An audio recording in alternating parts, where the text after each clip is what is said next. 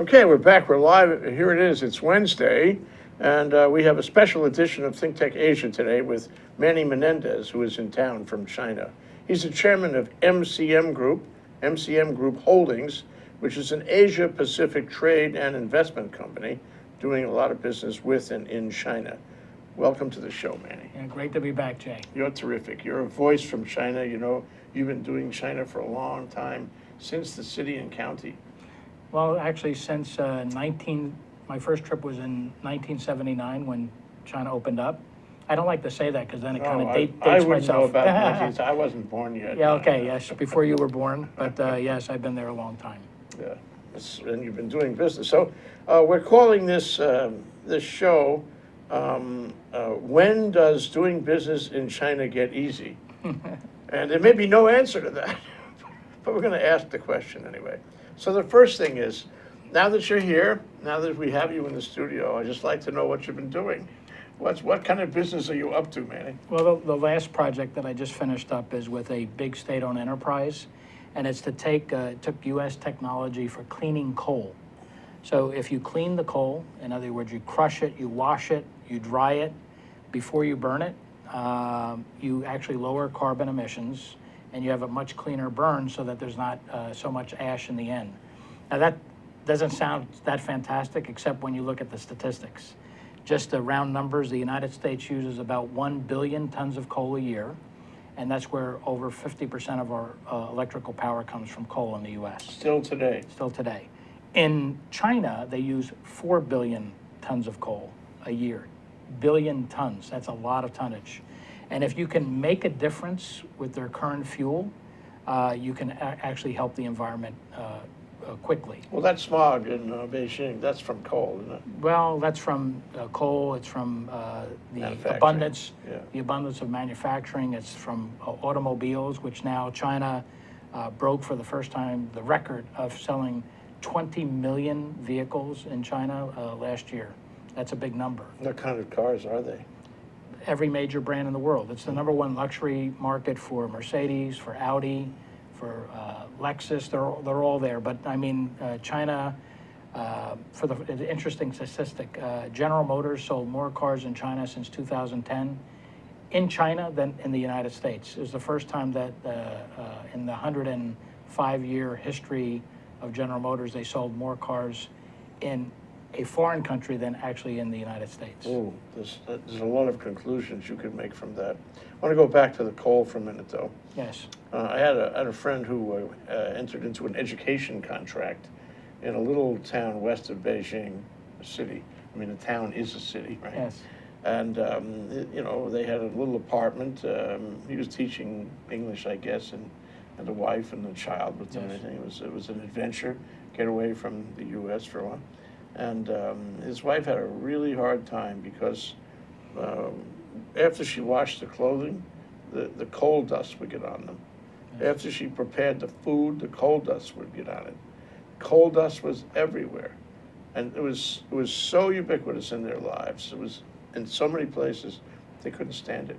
And they had to actually negotiate their way out of this contract that they made. What year was that? Let's say the late 2000, maybe 2008, like that. Yeah, well, China's spending billions. You know, I think there's a misconception. They're spending billions of dollars on trying to clean up the environment. It's a big job. You know, it's a big job, pollution everywhere. But typically, countries, when they're poor or developing, they tend to pollute everything. They build factories. Trying to catch up. Well, they don't have the money to do a lot of the environmental control. The laws are not robust and in place, like Clean Air Act, Clean Water Act. But China's kind of following the pattern of the U.S. because I'd like to put the balance with China because someone says, oh, China's polluting a lot. Yeah, but we did too. Our country, when we industrialized in the United States, we polluted everything, the water, the land, the air. And then as we made money, we went back and cleaned it up and put laws into place. And then those laws then forced companies to be responsible. Now, China is doing that because they see other implications. And part of the implications they see is the massive health issues that are facing China. This air pollution. For example, where I am in Beijing, there's a count called 2.5 p.m. particulate matter. And typically in Hawaii, the number would be from 20 to 40. And That's just 0.20 or 0.40? right, so there's an index that they have. 20 to 40 is really, really good. 50 to 100 is okay. 100 to 200 is already a health issue. 200 to 300, you'd have a national emergency in the United States. In China, typically it's 300, 400, 180, 190. I mean, it is really bad. And there was a time last year, right after October, it was in the neighborhood of 600, 700. So this is really bad for your health. I have 3 masks. Do you get colds? I don't get colds, but you'll hear me get raspy. It's just because of that particulate matter. So China is now, has electrostatic precipitators on their power plants, scrubbers. The cleaning of the coal is important. And they're shifting because 70% of the energy, 70% of the total energy of China comes from coal. 20% comes from oil, that's 90%. And 10% is everything else. And right now, China is moving ahead with a significant nuclear power program. They're building 34 nuclear plants as we talk. They do things in a big way. Yeah, not one at a time. They're doing 34. I don't think there are 34 nuclear plants in the whole country. Well, I'll give you an interesting statistic. In France is the #1 nuclear country in the world. See it as you drive through. Yeah, 80% of France's energy comes from nuclear, and that's about 70 gigawatts of power. China, by the time they build this 34 plants, will be past France. They'll be about 90 gigawatts of power, and that will only represent about 4.5 to 5% of their mix. So they have nuclear now? They do. But there was, after Fukushima, the incident in Fukushima, the Chinese government decided to relook, make sure that the sites were right, really do some more engineering, more carefully. Design it and spend more money on it so that there's no issues. Yeah, you say that, but I remember things like melamine and those scandals where Yes. you lose control sometimes, and somebody out there is interested in making a buck, so they put the phony chemicals in the milk, or maybe they make parts that don't work so well. And don't you think that China has a risk of doing the nuclear plants in a way that isn't safe? I think if this was 30 years ago, I'd say yes. But now that China has $4 trillion in the bank, they don't have to take shortcuts. They have a surplus of around $4 trillion. They have money, and they're concerned. I mean, the leadership of China does not want to do something wrong. They don't want to take a shortcut. So I would not be concerned with that. And plus, the partners that they would work with, whether it's Alstom in France or Westinghouse or GE in the U.S. On these nuclear plants, I think they're going to do a good job. So are you committed to energy? I mean, that's what I hear you saying when you're into clean coal. I mean, if, for example, the fickle finger of fate moves to greater and greater nuclear, would you be interested in doing business on that? It's a small part of the mix. So, I mean, my logic, Jay, is very practical. If you can make a dent and clean the coal and actually lower carbon emissions, that's, again, 70% of all the energy in China. So I'm focused on taking this U.S. technology, putting it together in a joint venture with the second largest coal company in China, which is called China National Coal Group. I actually had them in Hawaii here about a year ago. And China Coal Group is, about 40 billion in assets, about 16 billion in revenue. They do a lot of that 70% then. They produce about 300 million tons of coal a year. So they're one of the big players. So if you can make a partnership, which we did, an equity joint venture with them, and they are also the end user of your product, then you have an investor who's also an end user. Generating the power too. Yes. So clear, you mean, so you clean the coal, you wash the coal, you take all that particulate matter off the coal? You actually take off the clay and the dirt so that you size it so that the coal is actually in uniform sizes. If you have a piece of coal this big and a piece of coal this big and you burn it, they burn at different rates. So you size it, then after you size it, you wash it, you get a cleaner burn. You wash it, after you wash it, I have these very large centrifuges that are processing 350 tons an hour. You take the centrifuge, they dry the coal, and then you burn it. So your business is to have the equipment to do the cleaning process? We actually manufacture the equipment for the China market. So we built a factory about 500,000 square feet, 2 facilities, 500,000 He said 500,000 square feet. and You know, that was I just, the square footage in our studio is 500 feet. So, so it's about 500,000 square feet, 50,000, approximately 50,000 square meters, and we manufacture the equipment in China for the China market. So this is not an export that actually comes from China back to the U.S. This is all consumed and used in the coal operations in China. okay, is it helping? It is helping. We started the negotiations about 18 months ago, and we did the negotiations, got the joint venture contract from the government. You have to get many approvals when you say about doing. Is it getting easier? It's getting. You got to know what you're doing. It's easier if you know what you're doing. If you don't know what you're doing, it'll be a problem. But we got all the necessary government approvals from NDRC, the National Development Reform Commission, MOFCOM, which is Ministry of Commerce, and also SAIC, which is the State Administration for Industry and Commerce. Got all the chops. We built the facility, greenfield, in the center of where coal is in China, which is in Erdos, Inner Mongolia. And then after we built it, we trained the people. Now we're manufacturing equipment, and we've already made sales, all within an 18-month period, which is remarkable, actually, when you're doing business with a state-owned enterprise. Where does the design of the equipment come from? Is it The American? U.S. Interesting. U.S. technology. In fact, our brochure says U.S. technology, China made. Yeah. Well, I mean, it's interesting. So we have this company, or these companies that make clean coal processing equipment here in the U.S. We do. Presumably, we are also doing clean coal in the We U.S. are. Therefore, if we're doing that, it's not likely we're going to import clean coal from China.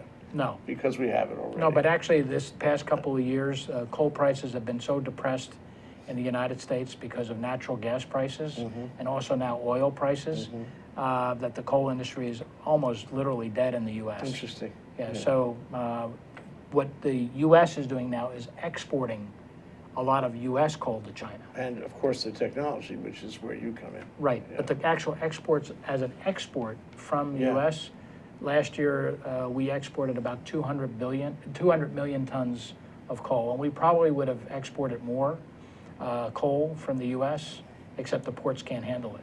I mean, the two largest regions, the number one coal producing state in the United States is Wyoming, and the second is West Virginia. So a lot of that coal is going to China now. It's all in transformation. Energy is all in transformation. It's all BTUs. Yeah, yeah. So I want to go from there to the whole thing about pollution and what the government is trying to do about pollution, and whether Xi Jinping is successful in this. I guess I heard you say before that he is trying to establish new sectors in industry, new growth sectors, and sort of update the economy in order that people will think, and the economy will stay robust. People will think there's a good government happening, because if they have a bad government in China, it's a bad thing. Well, I mean, in China, all the responsibility is on one party. Yeah. The Communist Party. And so they have to do a good job, otherwise they have problems going forward. In the U.S., we have a wonderful system in the U.S. of democracy, but the Republicans blame the Democrats, Democrats blame Republicans, but through that process of a lot of debates and dialogue, we get things done. Oh, no, we don't. I'm trying to be politically correct. Just this week already, Yeah. with the Homeland Security appropriation. Yeah, let's put Homeland Security here, the immigration bill here, and let's Exactly. let's negotiate. But I really think, in answer to your question, there's some big trends in China. China has moved from a world factory to a world market. That's a big theme. So in other words, there's consumers in China. It's the world's largest luxury market. I mean, Louis Vuitton gets 25% of the worldwide sales now in China. Apple last year did about $30 billion in revenue in China. So there's consumers in China, and if you do the numbers, 25% of the population is doing pretty well in China, but 25% of the population of China is equal to the entire population of the U.S. Wait a second, we're going to take a short break. Okay. Come back and see the dynamic between Hu Jintao versus Xi Jintao and Jinping. Xi Jinping, Yes. and how they changed. This is Manny Menendez. He's the chairman of MCM Group Holdings. It's an Asia-Pacific trade and investment company doing a lot of business in China. Here we are on ThinkTech Asia, and we're asking the ultimate question, which we will get to soon, is when does doing business in China get easy? We'll be right back. Aloha, my name is Paul Jackson, better known as PJ, and my local interest is in sports. I have my own sports radio show at KWAI AM 1080 that you can stream live. I also have my own website, pjsportsradio.com. We have live guests in studio, and we talk about discussions and topics that everyone wants to know locally here on the islands. We cover everything from surfing to basketball to whatever's going on locally, sports-wise. We try to do our best and cover the topics in depth as much as we can. Once again, thank you for joining PJ here on Hawaii Sports Update. Mahalo. Aloha, I'm Hunter Hevelin, host of Sustainable Hawaii here at ThinkTech Hawaii. You can tune in every week on Thursday at 2 p.m. to see interviews with sustainability professionals from around the state and even further abroad, learning about activities with water management, food security, waste management, and a whole host of other fascinating opportunities to get engaged with making a greener island. So if you're interested in making the transition from consuming individuals to communities of producers, check us out every Thursday. Okay, we're back, we're live. We're here with Manny Menendez, chairman of MCM Group Holdings, an Asia-Pacific trade and investment company who happens to be here in town this week, and we caught him on the fly. Yes. We're doing ThinkTech Asia today on a Wednesday, 3 to 4, and we're asking ultimately when does doing business in China get easy? So in ramping up to that, we've had this kind of, these phases in capitalism in China. The first one was we want to be global. All right. The second one is we want to develop. This is Hu Jintao. We want to develop our internal marketing, sell to our own peoples instead of only export. And the third is, what did you call it, a global marketplace, which includes China. Yes. Okay. So can you talk about the dynamic there, and can you talk about the fourth step, whatever that may be? Well, I mean, I think the big paradigm shift has been from a world factory to a world market. So because of the birth of the middle class in China, and there's a lot of wealthy people now in China, as you can see by them buying a few condos and buildings here in Honolulu, which you'll see more of. But I think this shift is amazing. So they made this as an emphasis during Hu Jintao's reign as president. As one of the things he talked about was really to stimulate domestic buying and domestic spending. And that was as a hedge against troubles in the world economy. Right, so when there's a hiccup in the world economy, your exports, just like it happened during the Asia financial crisis, your exports plummet, and then what happens is people get laid off. I mean, I remember during the financial crisis, they laid off in one city, around that one city region, 20 million people. 20 million people, to put that in perspective, is not a lot in China, but 20 million people is equal to the population of Australia. So it's like all of Australia being laid off in one day. Yeah. So to insulate that, you have to have strong domestic spending, domestic consumption. And so China really put incentives in place in a number of areas to Did it work? It did. I mean, with automotive, it worked. It maybe worked too well because now there's too many automobiles, but still the demand is significant. I think that even though China sold 20 million vehicles, they could sell 30 million if you can get a license plate, but now they have a lottery system for a license plate. Oh, it's expensive. Eh? Yeah, it's very expensive now. But I think this shift is occurring also in the Premier's kind of Premier Li is focused on quality growth. So Xi Jinping and Premier Li, they want quality growth, not just growth at all costs. It used to be, let's build anything, we don't care if it consumes a lot, pollutes a lot. Build a city, we don't care if anybody comes. Yeah, no. Yeah, but the key is they're targeting quality growth, higher value production, higher value products, and their GDP this past year in 2014, the published GDP is 7.4% growth, which most of the world is envious of. But you got to put that in the right perspective. When it was a $1 billion economy, $1 trillion economy, and you grow by 10%, which China did for almost 30 years, that's a $100 billion growth. When you're a $10 trillion economy and you grow by this past year 7.5%, that means you got to add $750 billion to the economy, and that's a different kind of number. Yeah. So Can't keep up doing no, that. and also the economy is maturing, and there's some fundamental issues in China that they really have to get their hands on. I know they will, and they're addressing it, but the real place where I think there's concern and where the rubber meets the road is in cities.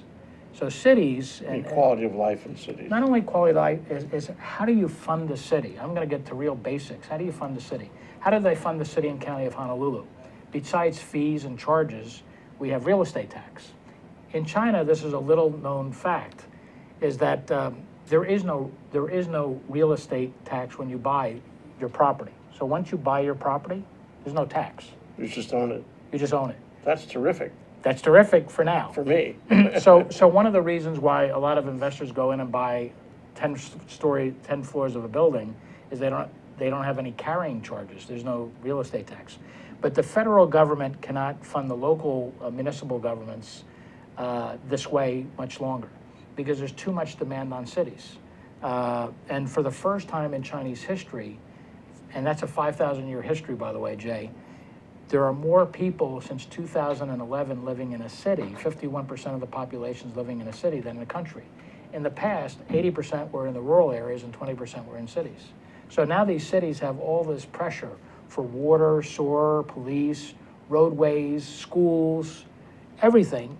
And how can you fund that without a tax? It's the maturation you described. So how, and that's one of the reasons why the cost of real estate is high, because when the local government sells the land, because there is no private ownership of land in China. Lease, you have a, It's the whole country's leasehold. yeah. So when the government, which owns a lot of the land, sells a particular piece of property, that piece of property, they make the money specifically from the land sale. So a piece of land that say should be $10 million, they sell for $50 million, because that's the only time because there's no tax. So that's one of the big issues, is how do we get the cities funded so that they can actually provide the services going forward for the people. So you think it's healthy now, or do we have problems emerging that could reduce that, what is it, 7.7% growth to less? Yeah, I think that a maturing and growing economy and where the government is focused on this quality growth, I think that it naturally will go below 7%. But there's a point where it becomes an issue, because it means if it goes much below 7% too quickly, there's not enough jobs for the people who get out of school. There's too many people that are unemployed. When you have unemployed people, then you have an increase in social unrest. Social unrest, Yes. yeah, and that's a big thing in China. Yes. I mean, the government hates that, and the people have this kind of inchoate right to make social unrest, to express their displeasure with the government. Yes. Well, a lot of cities across our country have the same thing. they do the same thing. But they're not affected so much by the local government. But they say, oh, the local government doesn't do this and that and the other thing. It's hard to please everybody. Well, let's take a moment and talk about this miracle of China, and people coming from like one world, only one generation ago, to a completely different world. There, you lost your mic there. I'll get it for you. Thank you. Coming to a completely different world here in 2015. I mean, it's a miracle. But I guess the question I would put to you is, why don't American kids go over there and get involved in the miracle? What did you tell me, that Hillary Clinton had the 100,000 kids that she wanted to Yeah, send over there? I think her campaign when she was secretary, Secretary of State was 100,000 strong, and that was, and then that foundation is existing, and they're promoting more U.S. students going to China to study. And I don't know what the exact number is now, but I can tell you that the number of Chinese students to come to the U.S. to study is increasing significantly every year. So this past year, there were about 300,000 students that came from China to study in the United States. And so over the years, there's been about 2 million Chinese students that have come to the U.S. to study. So that number keeps increasing. Part of the reason is that, under the one-child policy, which has changed also a little bit now, but that one-child policy that's been around for more than 30 years, the parents really want their kids to have the best advantage possible. And so what they typically do is those students who travel abroad and have an international education, in part, not totally, but in part, when they go back to China, they definitely have an advantage getting a job. So if your credentials and my credentials were absolutely the same, but the only difference in mine was that I had an international experience, I have an advantage over you for getting a job. You always tell people they should send their kids to China, learn Mandarin, learn about China, learn about this dynamic, but they don't do that much. And it's not, in fact, my own observation of it is that 10 years ago, there were more kids from Hawaii in China than there are now, people that I know anyway. Why is that? I mean, it could be Maybe the the smog, pollution, yeah. and the smog really turns people off. There's friends of mine in China just actually bought homes here. I introduced them to some places to buy, and they're planning to actually move themselves and their families To get out of away China. from the smog. Yeah, well, they have young children, and they're worried about the children's health, so they want to move. So This is not just a humorous no. problem. It's I mean, you told me that you have 3 gas masks and Three masks depending on how bad the pollution is. Yeah. There are different levels. But I mean, it's serious because people there and people here don't want to have that experience. Well, actually, expats or foreigners that are working in China, part of their pay now for large companies, like I want to say McDonald's just came out with a new policy that they pay 15% more as hazard pay. Oh, It's well, it hazard is a pay. hazard. Yeah, it is definitely a health hazard. I went over there 3 times. And that hasn't already. worked well with my clients. I said I need hazard pay, and they said, "Well, No, we pay you enough now." Thank you, Yeah, Manny. yeah. But I went over there 3 times, and each time I went over there, I got sick, respiratory. And other people, may not have the same exposure to that, but it's a serious problem if you want to live there. But if you go back to the beginning, when you would fly from L.A., which was in the 70s, still pretty polluted, until they cracked down on same types of things, burning, making sure you have scrubbers and electrostatic precipitators on power plants. They put catalytic converters. Remember, all the cars in the United States was one car. California had a higher standard. All those things they did to clean up the LA region worked. I mean, 30 years later, LA is not like it was 30 years So ago. maybe it's all come back. So kind of interesting, when I used to leave LA and you would leave, I mean, there'd be that haze over Yeah, I the remember city, that, and you'd land in China, blue skies. Now you leave from LA, blue skies, and you land in China, looks like LA, so they've Maybe changed. we can do something. So what I think one of the big opportunities will be is companies and people who have environmental technologies. That's a sweet spot You're on for China. But I do want to get to the question of how all of this, when you consider it all, how it affects the ability of the American businessman or investor to do things in China. That's the title of our show. And, to go back a little, I mean, we've had so many conferences and seminars and teaching experiences in Honolulu and probably all over the mainland telling you better watch out. They're going to skin you. They play hardball. How many times have we heard that? And I wonder if it's gotten any easier. So wait, don't answer. Okay. I'm going to give you 1 minute to think about your answer. That's Manny Menendez, chairman of MCM Group Holdings, an Asia-Pacific trade and investment company, which has been doing business, and Manny's been doing business in China for a long time. So he's seen this continuum. He's seen how it's changed. This is the big one. We're going to find out you know, whether you still have to worry so much as you had to worry before. This is ThinkTech Asia. When does doing business in China get easy? We'll be right back. Hi, my name is Seymour Kazimirski. I have a show called Seymour's World on ThinkTech Hawaii. Our show is about opening minds and facilitating conversations. To tell you the truth, I have no idea what we're going to be talking about. I have no idea who our guests are going to be, but I guarantee you we're going to have lots and lots of fun. Aloha from Seymour's World. Ted Ralston, folks, host of our show at ThinkTech Hawaii called Where the Road Leads, where we talk about technology influencing the future of Hawaii. Technology, of course, is the art of solving problems. We always bring in interesting and informed guests who can see from different perspectives and different points of view how that future might unfold and how technology can assist us in getting there. So once again, join us 4 o'clock to 5 o'clock on Fridays. Ted Ralston, your host. And please, if you have ideas that you'd like us to address on this show or folks who you think should be on it, let us know.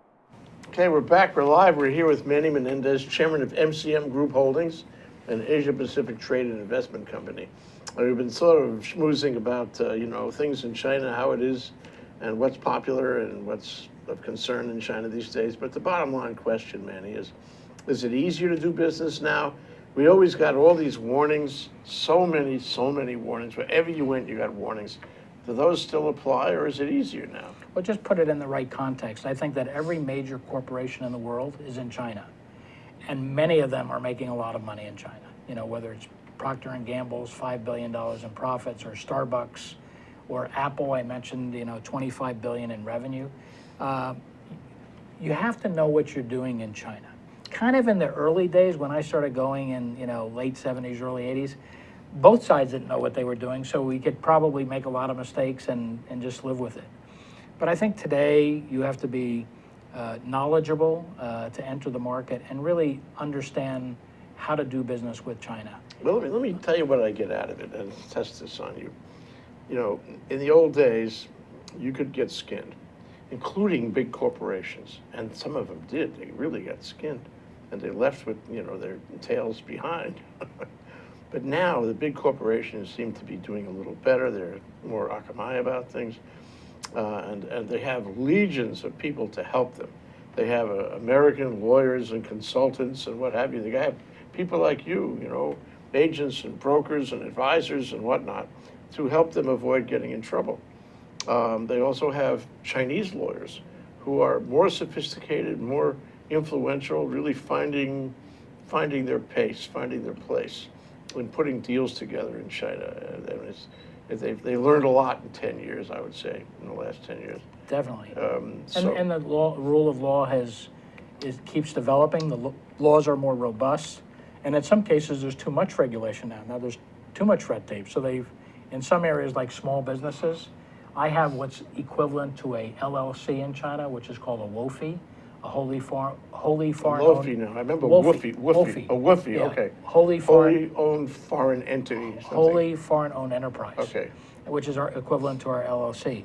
But the regulatory issues to keep your WOFE current is significant. You have to pay your tax every month.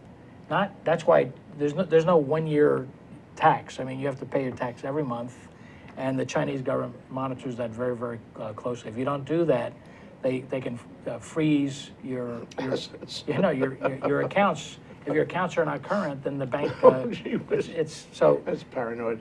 But anyway, I mean. So it's not easier. I think in some cases, Yeah. there's too much red tape.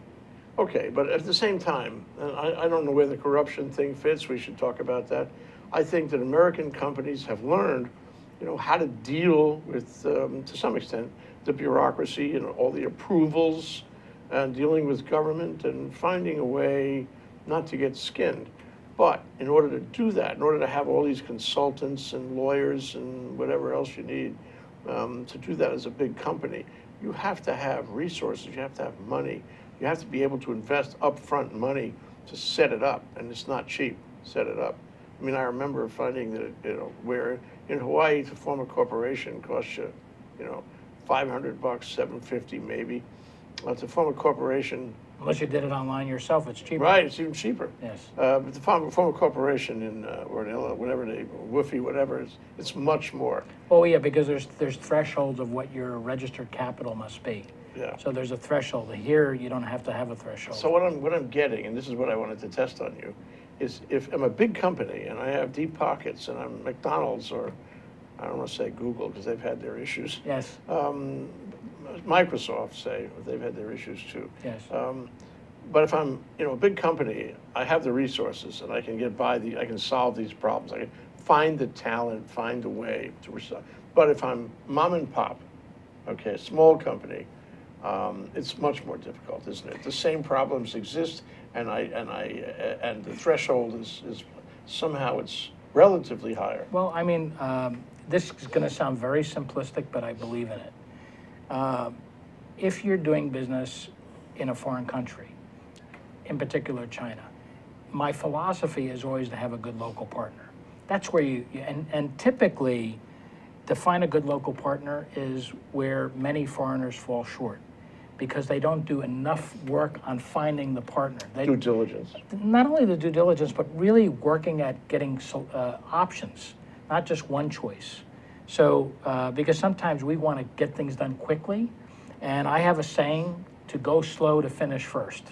In China, you try to go slow in the beginning and do all the things you need to do to create relationships, find the right partner, and if you do that, you'll get to the finish line first.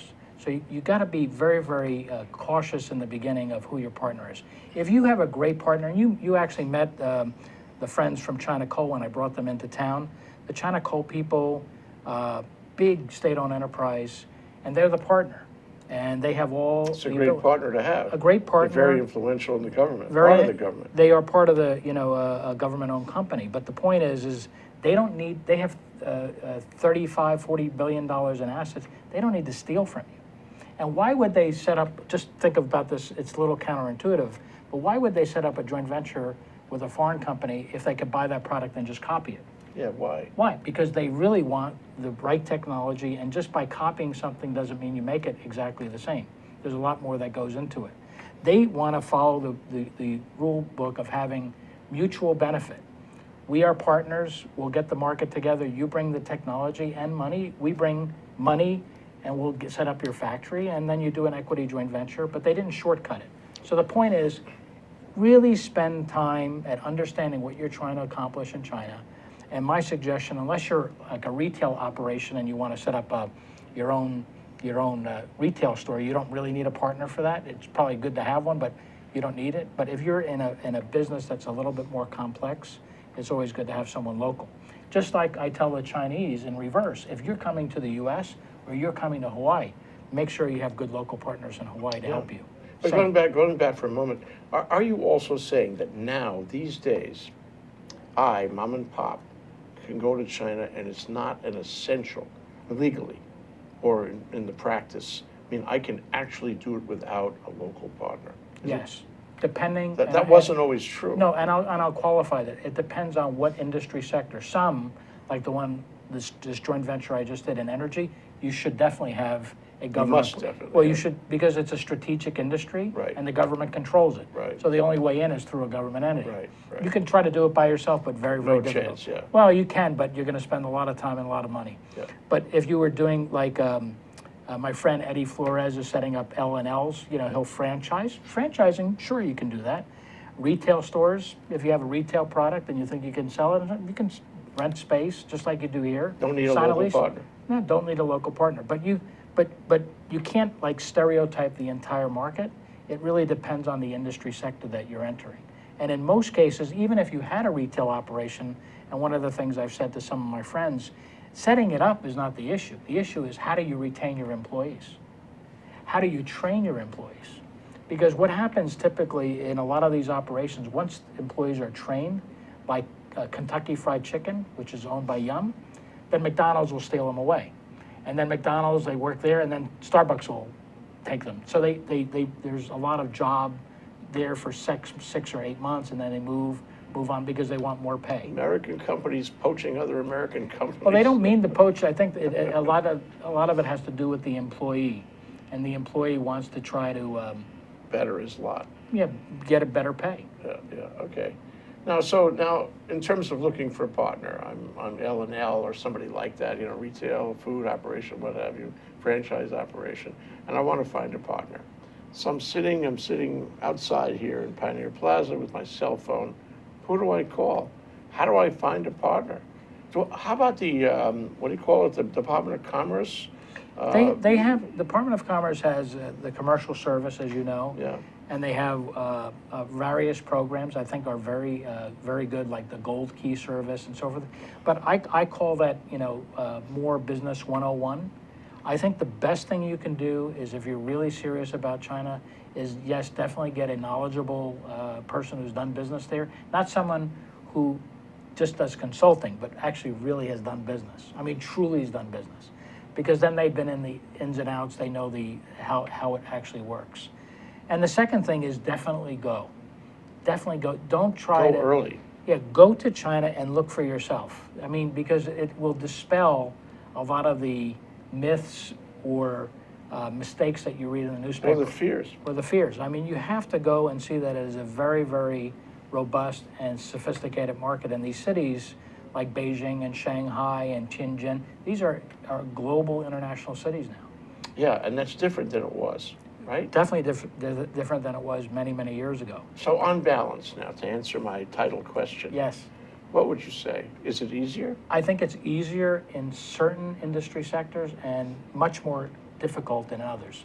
And the bigger deals, the state-owned enterprises and so forth, much more complex now, especially because of this corruption crackdown by Xi Jinping. He's really trying to clean up. And there's debates whether he's cleaning up to consolidate his power or he's cleaning up to try to make fundamental change in China. And most of the real question that still needs to be answered, and we'll see it in the next year or so, is the people that they've thrown in jail, all these, and every day there's articles about some high-level official, governor or somebody being thrown in jail. Those are individuals. So what I'd like to see is the shift from an individual to where it's a sustained effort within the agencies. So right now it's individually targeted, but are we making any systemic change in the system? Because where you got one guy taking a bribe, there could be 5 guys to replace him. But remember in the U.S., and I just always like to counterbalance it, we had Enron, we had Bernie Madoff. Oh, yeah. So even with all our robust laws and SEC regulations and so forth, we still had WorldCom and Sure, still Enron. happening. So it happens here too. So I think that they're making an honest attempt to really cut down this corruption, and I know the people of China are very, very happy about it. They are saying, we don't think that if you get in the government, that gives you the license to steal. So I'm an American businessman. I do the right thing. I'm there at this moment of truth, and this guy says to me, I'm sorry, I can't give you that deal unless you put my kid through college. Then well, What happens? What do you do? Well, first of all, you never do that because that already means you have the wrong partner. That means you did a bad job at selecting your partner. So that's the key about partners. Second is it's against the law. So you follow the law when you're in China, never take a shortcut. If you take a shortcut, it's going to bite you in the butt somewhere. It's called the Foreign Corrupt Practices Act. That's U.S. law or is that China law? U.S. law. Okay. And China has an equal law. The Anti-Corruption Act of China is a copy of the Foreign Corrupt Practices Act. So if you take a shortcut in China, then you should pay the Department of Justice is going to come after you. And they've done that with U.S. companies, Australian companies. They've put people in jail. You don't want to do that. No. One last question, and we have to close, and that is investments. Yes. China's making investments here. Those are the ones I guess people are most interested in Hawaii. Yes. Because they're not likely to make an investment there. Yes. But, am I right when I drive around and see all these condos that's Chinese money? Am I right that there are deals happening here, sometimes with named companies and sometimes with numbered companies? Yeah. Is there Chinese money coming in? Yes, I think the big trend you'll see is outbound direct investment. Foreign direct investment, China's been brilliant. They've attracted money from all over the world. But outbound direct investment is growing almost at an equal pace of inbound direct investment. Is this individuals or companies? Or? Both. But there's a limit on the number, the amount of money an individual can take out in China right now. It's 50,000 US per year per person. So if you had 5 people in your family, then, 250,000. But where there's big opportunities in Hawaii, yes, people are buying condos, as an investment, because as you get wealthy, you want to kind of diversify your portfolio, and also just so that they can have a clean air to breathe. But the 3 big areas, immediate areas of opportunity for Hawaii, in answer to your question, is one, the obvious one is tourism. And you'll see more and more Chinese come. Right now, according to the HTA, 160,000 Chinese came last year, and that's a growing number.